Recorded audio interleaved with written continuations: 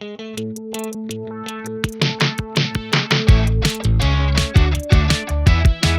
having the kids bike to school today, and we're handing out stickers. We have officers at a bunch of schools, about 20 schools today, and showing the kids about exercise and safety. I love it. It gives the kids a chance to get out and get active, get on their bikes, and give her some practice on her bikes. It's a little chilly out for them, but they're having fun.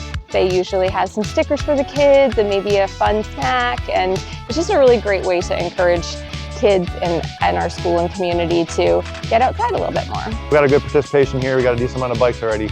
It's going to be good practice for when she's a little older and she can ride her bike from the house. One of the things that the PTA chair for Ride Your Bike to School Day did is she got little bike reflectors, and the Rad Dads is a team of dads at our school. They're going to come and help the kids install them on their bikes, so a little bit of extra safety. It's about just interaction with the police department and the kiddos, kind of teaching them about different things. They ask questions, give high fives, showing us that we're there to help out.